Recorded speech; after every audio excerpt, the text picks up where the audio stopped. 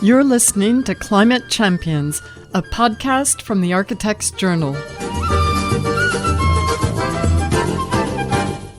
I'm Hattie Hartman, Sustainability Editor at the Architects Journal.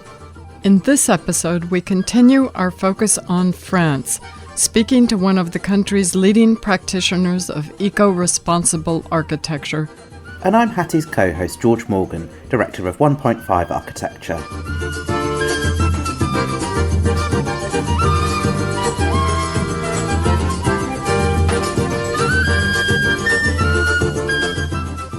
I like to see the specificity of sites.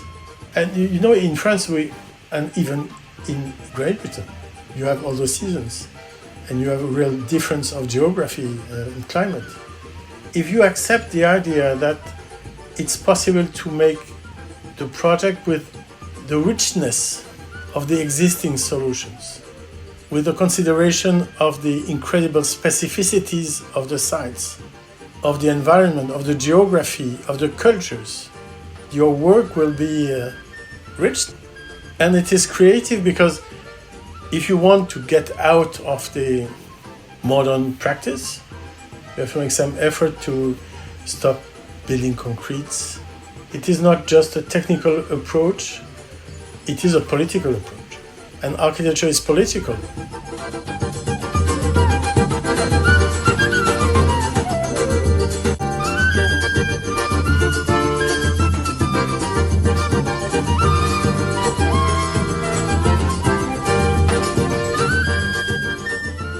Our guest today is French architect and urban designer Philippe Madec. Together with Dominique Gauzin-Muller, whom we spoke to in our last two episodes, Philippe is one of the founders of the French Manifesto for Frugal, Happy, and Creative Architecture. He trained with modernist Henri Siriani in the 1980s and founded his own practice in 1989.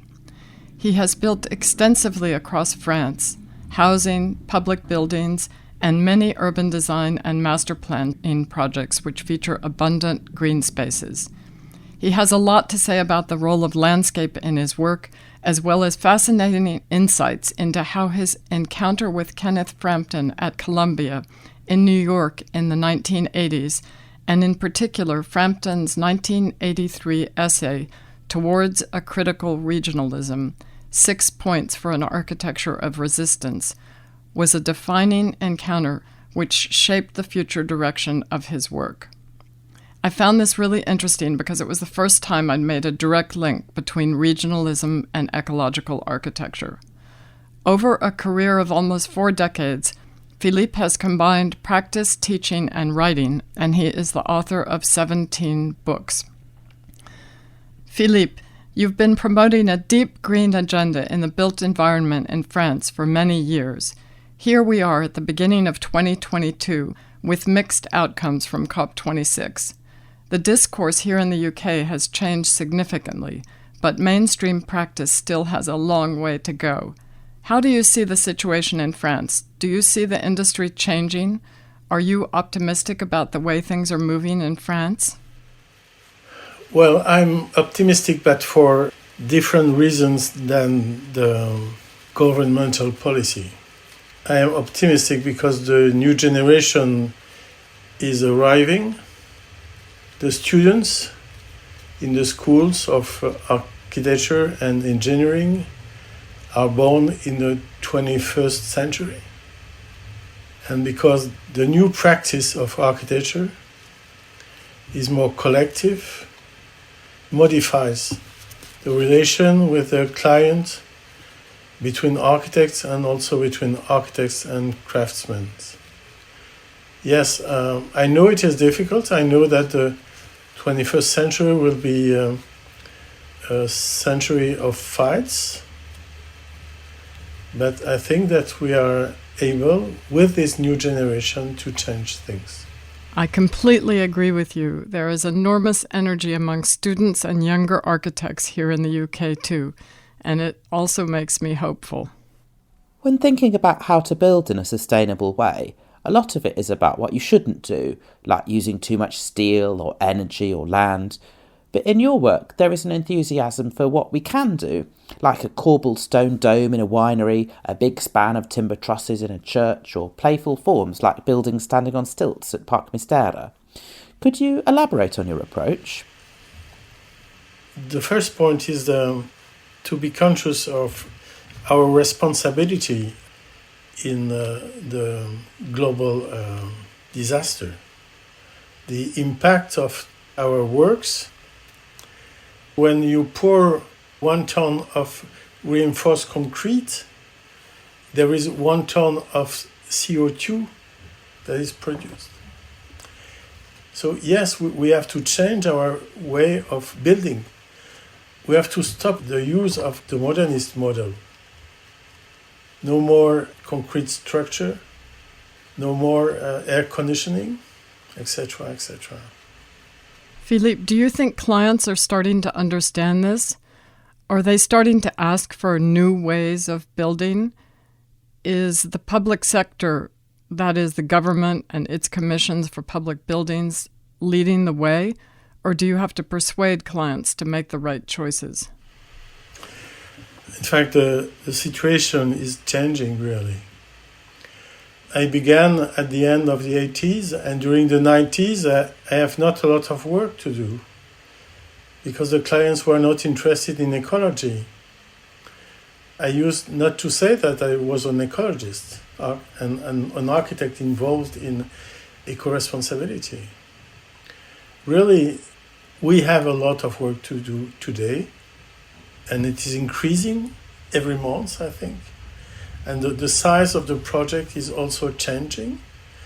During the 90s, I was a specialist of the buildings below 800 meters. Today, we are working on very large projects. Most of them are from public clients. But what is really also interesting is that private clients are coming to us and with a real desire of doing something different. Yes, the things are really changing, and deeply, because it is not a discourse.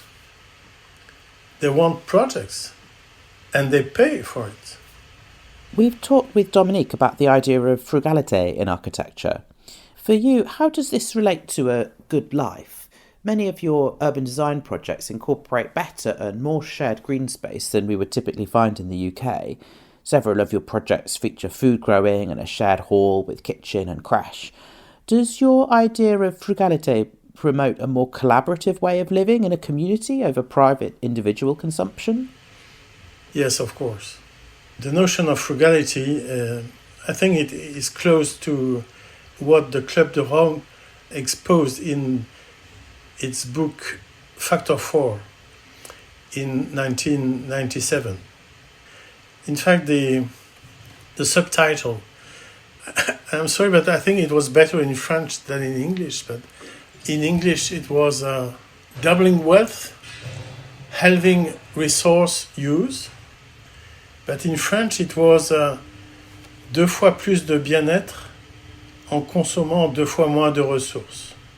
So, in French, the emphasis is on well-being, not wealth. Yes, I say much more accurate. Of course, it is not a simple question of energy, carbon, etc.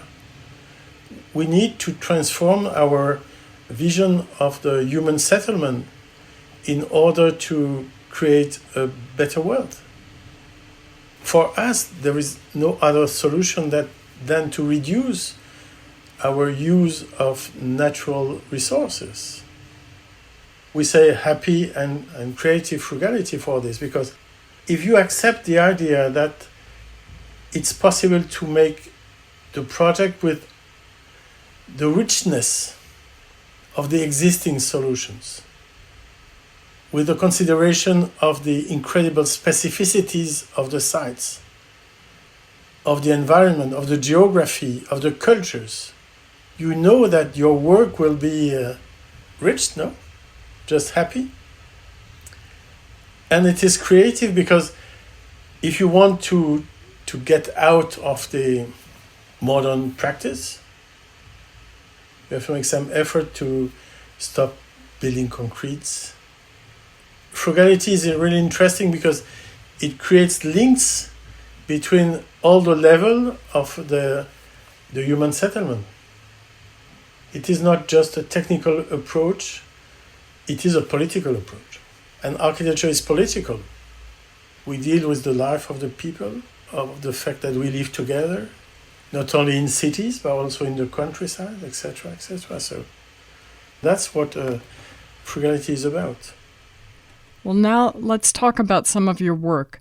We asked you to select 3 projects you'd like to share with our listeners, and the first one is a series of projects in Plorin-les-Morlaix, a town of about 5,000 people on the northern coast of Brittany, west of Saint-Malo. Why have you chosen this project to talk about? It is not my first project, but nearly the first one. At the end of my studies, I stopped doing architecture because I had to understand how to make this an architecture making the links between nature and culture.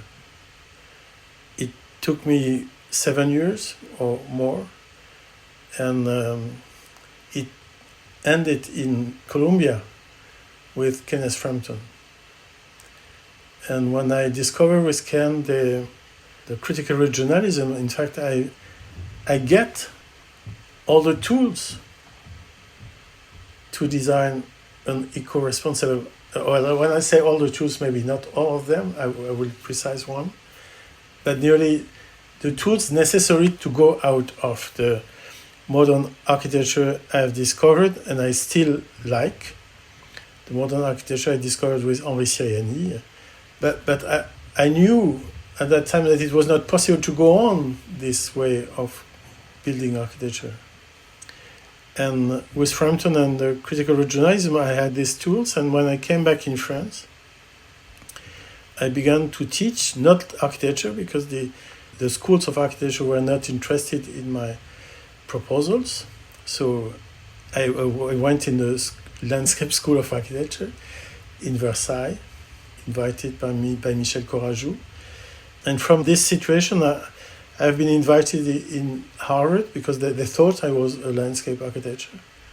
And at Harvard, I discovered sustainable development in 91 at the Business School of Architecture. In France, we had not lectures on sustainable development. So I came back in 91. I put together the sustainable development and critical regionalism, and this project in a small village in Brittany was the opportunity to get off modern architecture and to get off critical regionalism. And to do so, I decided to invite the citizens in the process of design. And I did that in Plorin-les-Morlaix during 14 years. We work on the media library, town hall, post office, social housing, streets, etc., etc. But we did all together. We also reopened quarries close to the site to use the stone historically used in Plorin-les-Morlaix to build the walls. In fact, in this project, I verified that what I had in mind was possible. That's why this project is so important. So now it's 30 years later. How has life evolved in this place? Do you see the kind of positive outcomes and positive repercussions from your work? Well, as it has been conceived with the inhabitants, they like to live in the urban center.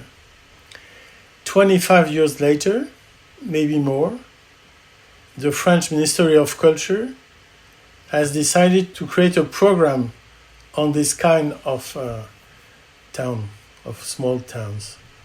It's a way of creating community through providing social infrastructure. Yes, of course, and also to look at the territory in another way. In France, at the end of the 20th century, the question of the great cities, metropolis, was the most important. You have to deal with Paris, Marseille, Lyon, Nantes, but not the rest of the territory. And today we know that there are many people living in these territories, in these rural territories, and maybe non-urban territories. So I think it was the example of a different look at the territories. So let me be sure I understand. It's kind of a cross between a critical regionalism, understanding how to build rooted in a place and in a context, with some notions about sustainable development and an ecological concern about the planet? Yes. In the center of critical regionalism, there is this idea that you are still modern and you go back to the sources. You are still modern, that you are still in this idea of free people, free society, open the spaces, invention. You need to go to the sources. So in Purin you have this. The architecture is modern, with the simplicity of the lines, with the way to install the walls in relation with the urban spaces, etc., etc. And what is ecological is the fact that the inhabitants worked with me to do so. We look at the materials, not only the beautiful structure in the light, but as a resources. And also the fact that we consider the question of time as an important way of entering in the project. So materiality from resources, society as a part of conception, and time in the project, for me, are three ecological aspects. So I want to ask you one more thing about the landscape angle that you mentioned before. How do you work now with landscape expertise? Do you have people in your own team who are landscape architects, or do you collaborate with landscape architects? How do you bring that into your work? Of course, I collaborate. When I was a teacher in these schools of architecture at GSD, Harvard, and Versailles, I saw that there is such a difference in the conception of landscape when the designer is an architect, when he is not an architect. And I don't like a landscape conceived by a non-landscape architect. But really, I like the fact that these landscape architects are working with life in another way as we do. And I like that very much. So I need to be fed by their expertise. Let's move on to the second project. This is Aria, a media library and community hall in Cornebarieux, about half an hour northwest of Toulouse, completed in 2017. Could you tell us about that? Yes, of course. And we spoke about landscape architect, and for this project it was Coloco who were the landscape architects for us. There were some of our students, and they are good friends, and they work with Gilles Clément, maybe the most important landscape architect in France. In fact, for this project in Cornebarieux, it's a media library, a concert hall, and a conference room. We used the materials used historically in the vernacular architecture on this side. Wood, earth, and natural ventilation, natural light everywhere. But in this case, what is special is the way we use earth. There are contemporary use of raw earth. One is the CEB, what we call compressed earth bricks, and another one is a poured earth. In this case, we realized the first wall of CEB bearing a floor accessible for public inside a public building. And we use also this CEB for acoustic qualities. We installed 33,000 bricks. And with this project, we create the industrial process of CEB in France. And we are still working with this to develop, because I'm more interested in CEB and earth than in concrete. So we need also, of course, to use it in an industrial way. So this project is finished now, and all the spaces are mixed together under a very large roof, which is roof open to the landscape. And you see the landscape is outside and inside my projects. And it works well. The acoustic dimension is very good. So tell us about the project you have on site in Paris now, where you're using poured earth. It's also a media library, a médiathèque, and a maison de réfugiés, a kind of a hostel for refugees in the 19th arrondissement in Paris. I believe it's a retrofit of an existing school. Yes. On the side there was a hotel high school, a lycée hôtelier. Oh, a secondary school for hotel training. Yes, that's right. Thank you. And in fact, there were two buildings built in concrete, precast concrete in the 70s. But when the concrete is there, I'm not going to destroy it. So I prefer to clean it, to clean the structure, to take off all that is not necessary, to open the structure so the light, the wind enters in the structure. So we kept the two buildings. And we add a part to link them. We are doing it, it's not finished. Built in wood, and it is an oak. And we also use earth. And there is a lot of earth to use in Ile-de-France now because of the tunnels made to install the Paris Express, for the Grand Paris. Yes, Grand Paris. Dominique talked to us quite a lot about that. So we use this earth, which is a very good one, really, really very good one.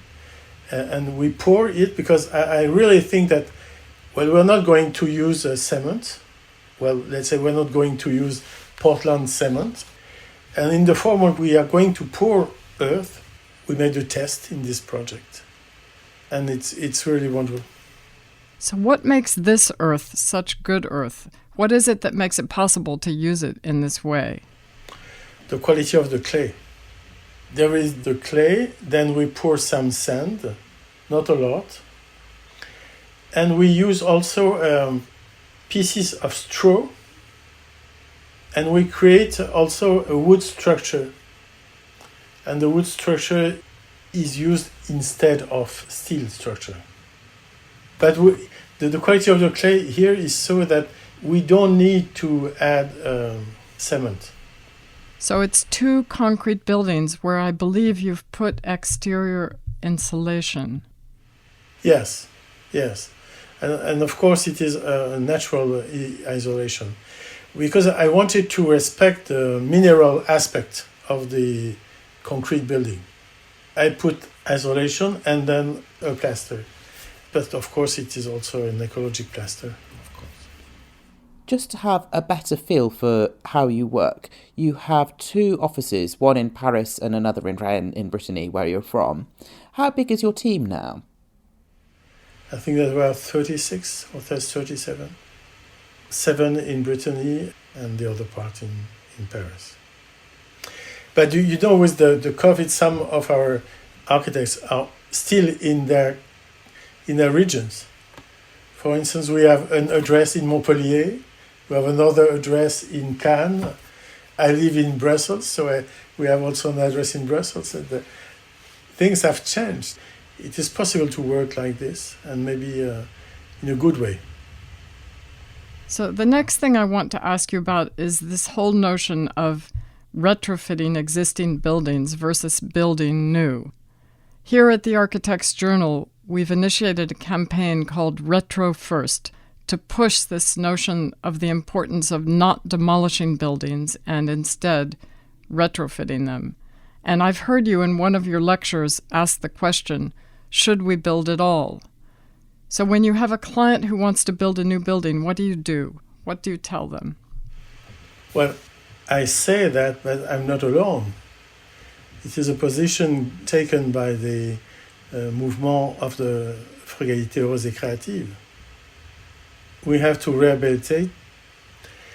Each time when we are invited for competitions, because you know in France we get a public project through competitions. We always take the position to keep the existing buildings, always. In fact, each year in France, and I think it is the same in Europe, we build the equivalent of 1% of the existing buildings each year. In this new 1%, what is the ecological part? Almost nothing, zero. Nearly nothing, no? So it is not with the new that we are going to reduce this impact of 50% of gas emissions. No? So we need to rehabilitate the existing. I feel that during the 15 years of the second part of the 20th century, we have built France, we have rebuilt France. In the 15 years from now, we are going to rehabilitate it. And it is not just an idea. We received many proposals for competitions coming from cities. In these cities, they rehabilitate all their schools built in the 60s and the 70s. And we know now that the concrete lasts 60 years, no more. So we need to rehabilitate what has been built in the 20th century. And we also know that there is a part of the existing buildings empty. What do we do with that? We need to rehabilitate the existing world. And we go back to Courant et Morlaix. As this world is inhabited, we rehabilitate it with the people. I know you've done a lot of teaching over the years, Philippe, and I don't know how involved you are in teaching now, but do you see architectural education as fit for purpose? Are students being taught about how to rehabilitate existing buildings? Yes, I think. Well, in the schools. Well, I have stopped to teach. I was just at the end of my time. It was possible for me to teach 2 more years, but I decided to stop because I give a lot of time to frugalité heureuse et créative. But I saw in the schools that the students are interested in rehabilitation because they knew the importance to do so. The idea of the wow object, it's not maybe what they are interested in. I've been impressed by the fact that the architects could be the conceal of the people and not maybe the author of architecture. Really, they are looking at their future differently now. I began to teach in 1985 and I've seen many generations of students. This one is really interesting, but really interesting. Yeah. You have done several Passivhaus projects over the years. What is your view on Passivhaus as a way forward? Of course, my ideas are different today than 15 years ago or 20 years ago. Of course, when I discovered the Passivhaus label in Austria, especially in the Vorarlberg region, I've been impressed and I really appreciate it, really. But I don't like labels because they are generic. So I don't want to work like the modern with generic position. I like to see the specificity of sites. I like to understand the difference of geography and climate. In France, if you draw a line from Normandy, the upper part of Normandy, you go to Lyon, and then you follow the Alps, maybe the Passivhaus label is interesting on the north of this line. The summer comfort is more important than the winter comfort. We know how to eat a house, we know this by heart, but we have to work on the quality of the habitation during the summer. On the south of this line, there are areas where you don't need to heat at all. And I think that if you use a bioclimatic conception, if you get 2 hours of sunlight on the 21st of December, if you put a good isolation, outside isolation, and a good inertia inside, if you add sun protection for the summer, that's it. And you know, in France, and even in Great Britain, you have all the seasons, and you have a real difference of geography and climate. We are not in Germany or in Switzerland or in Austria. So we need to deal with that, and so that's why I'm no longer interested in Passivhaus label. Very interesting. Passivhaus is growing by leaps and bounds here in the UK. We are north of the line you just described. And one of the main reasons Passivhaus is so effective is because it requires operational emissions to be monitored in use for a full year after completion. But it does not take in the holistic approach to local materials and landscape that you are advocating. So those would be additional things to consider. I'd like to ask you about something else, the reuse of materials and the notion of urban mining. We're starting to hear these terms used here, taking components of existing buildings or even using waste materials to build new. Have you any experience with this on your projects? Yes. Before the concrete, 18th century, 19th century, you buy buildings to deconstruct them. You gave offers, financial offers to buy buildings to deconstruct them. And it is more difficult with concrete. And now we are rediscovering what was useful and easy before. Yes, of course, we deconstruct the projects. We don't destroy them.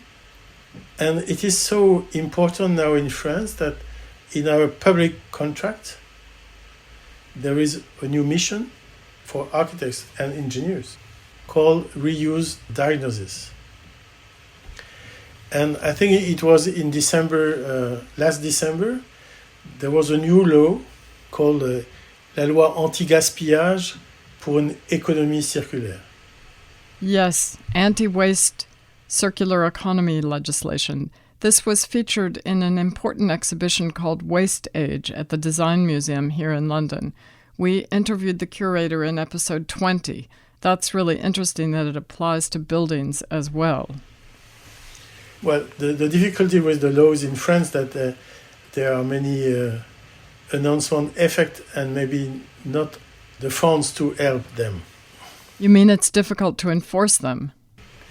Yes, but I see in our projects, in all our projects right now, we have no problems to deal with the clients on reuse. They ask for it and they help us to do so. It is easy. I don't know how to say on another way. It is like to sell your clothes on Vinted, you know. People understand it is better to do so. This is taking hold here, but more slowly.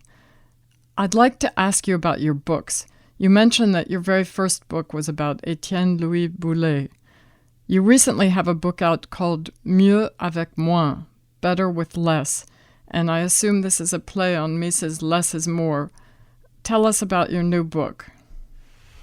Yes, in fact, it is not directly a play with less is more. Because, more, it is so modern. Always more. No, I'm not interested in always more. But better with less materials and less energy and less, etc., etc. But the subtitle is Architecture and Frugality for Peace. You know what is happening in the northeast of Europe? The wars are about natural resources. And if we change our way of doing architecture, of building, if all our architecture are BPOS, as we say, positive buildings, we don't need gas from Russia. Of course, it is too simple what I say, but you understand that the impact of our actions is incredible. We all have to change our way of building. So this book is to show them that we know to do in different ways. We know that because we have already done that. We have already built architecture with alternative solutions. It is possible. We have to work with the nature, not against it, but with the nature, and the nature is so generous. It is possible, it is simple, if we are free to do it. This is the purpose of this book. And there is another book called Commune Frugale, La Révolution du Ménagement. It is published in 10 years chez Actes Sud. Mieux avec moi is about architecture, just architecture, and I think we need to have books on architecture. Where is the architecture? Because between construction and urban planning. So this book is on architecture. And the other one, Commune Frugale, is on the human settlement. Yes, urban design and urban settlement. Before we close, Philippe, you've pretty much answered this, but I'd like to ask you a question that I ask many of our guests, which is, how did you get started on this approach to ecological architecture? I'm from Brittany. My father was an oysterman, and my grandfather was a mill owner. He was a sourcier. He was able to find sources, to find springs, water. And in Brittany, we know to live together. It's a joy to live together. And the relation with the others and the relation with the nature is a gift from Brittany. And I've been surprised by what I've discovered with Sireni. It was so different. But I liked it too. I like modern architecture, I don't like modernism, but I like modern architecture.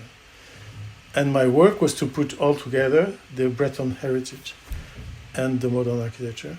And thanks to Frampton, I succeeded. That's really interesting. So what's next in your pipeline that you're most excited about coming up? Well, of course, the movement of frugality. It is not new, but it is there and it is very important. And there is also a project in Bordeaux. It's a winery and a sailor cave for a Grand Cru called Cantonac Brown. And Cantonac Brown has been created by a Scottish man, Mr. Brown, more than 200 years ago. And we are making a project really engaged. This one is a large one, maybe the largest we made. We use earth, we use wood, we don't use Portland cement. To cool the winery, we use climatic well. The paints are made with floor, and well, the list is very long, and all the products used for this project is verified by a laboratory to be sure that it is perfectly healthy. So it will be finished for 2023. Well, many architects have designed vineyard buildings, so we look forward to seeing yours. Well, this one is really different. It is not an object in the vineyards. It is the rehabilitation of the existing buildings, and And I'm sure the most ecological projects in the Bordeaux region for the wine. And if our listeners would like to find out more about your work, where should they go? In fact, there is a site, madec.net, and of course, for frugality, www.frugalit.org. And for those who are interested in reading French, my books are there. I wrote more than 17 books. And there is a site called philippemadec.ue, where there are all my texts, except those of the 3 last years. I had no time to put them. Thank you, Philippe. It's been wonderful to talk to you. We'll put links in the show notes to your website with links and images for the projects we've discussed, and a link to another of your websites with much of your writing for anyone who reads French. Thank you, Hattie. Thank you, George. And do come back in 2 weeks for our next episode. We're going much further afield to Bangladesh to speak to Marina Tabassum, recipient of the Soane Medal in 2021, and also recently shortlisted for the LSE's academic building at 35 Lincoln's Inn Fields as part of a team with John McCaslin and partners.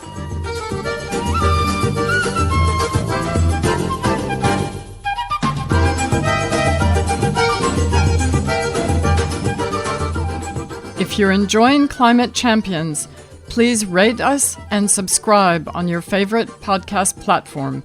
It helps people find us so we can build an audience. You can find the show notes for this and previous episodes at architectjournal.co.uk/podcasts. Thanks for listening.